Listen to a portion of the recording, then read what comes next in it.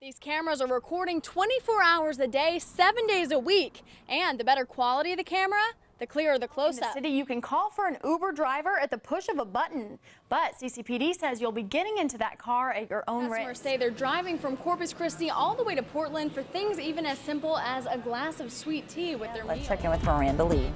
Rachel, parts of California finally getting some much-needed rain, but now maybe a little bit too much in some areas, flooding all over San Diego County right now. Get on that hill, put the fire up there. Camouflaged with their surroundings, airsoft pellet guns fully loaded, the soldiers wait, ready to defend their post. Let's go. All right, let's go, Ripper. Right here we got one or two guys down. They're pushing forward on that ridge line up there. It's the largest mock airsoft war in South Texas, and hundreds of men and women from all over the country are here to join the ranks. And this isn't your typical capture the flag game either. They have to go and take an objective, which may be a crossroads, it may be a pass through a valley or a canyon, and they've got to hold it, and for 3 hours. And it goes back and forth. They call these exercises mil-sims because they're the closest you can get to having a real war without using real bullets. Are you dead or are you wounded? Wounded. Although they take it very seriously, the consequences are starkly less severe in these staged war scenarios. That's something that keeps Army veteran Justin Mager coming back every year. We get to take the skill set that we learned in the military and bring it out here and teach it to the people that never got to learn it and never would without this sport. Although not everyone here has served, many of the game participants are former or active military. They say, in a way, being out here is a form of therapy for them. They won't really open up to strangers, but once they've run around with these guys for a couple hours, they forget where they're at and they're a little bit more open to sharing their experience. Win or lose, at the end of the game, it's all about having fun with people who understand what they've gone through. 150 people on a team, that's a lot of communication and teamwork all together, so I think that's the best part about it. As Miranda Lee explains, neighbors are pretty happy with the improvements, but especially one family who lost a loved one out there. Traffic is now flowing slowly but smoothly on the stretch of MCARDLE between Nile Drive and Ennis Jocelyn.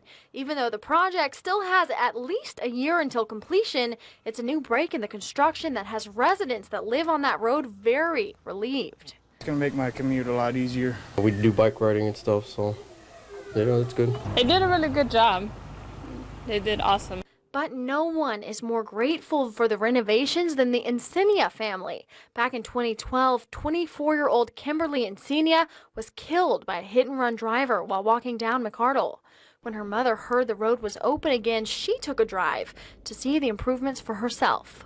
I wanted to almost be like the first one to drive by here and experience what, the accomplishments that she's still making here in the community.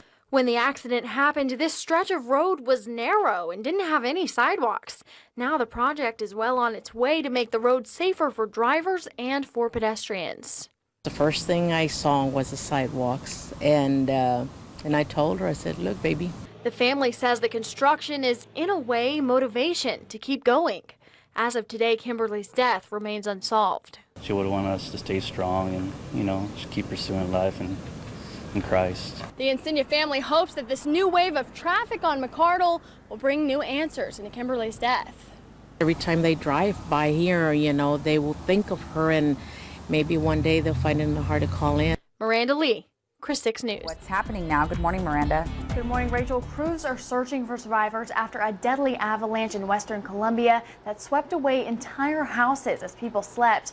They've had some pretty bad storms before, but nothing that's ever done this much damage. Vector Control says they're working as fast as they can to get to every street in Corpus Christi. So until they get to yours, whether it's school, work, or just for fun, people from all over Corpus Christi will benefit from these bike lanes. It's supposed to improve throughout the day. Reporting live from North Beach, I'm Miranda Lee, KRIS 6 News. To keep you updated on that, reporting live, I'm Miranda Lee, KRIS 6 News. All right, thanks, Miranda. If you need to go to the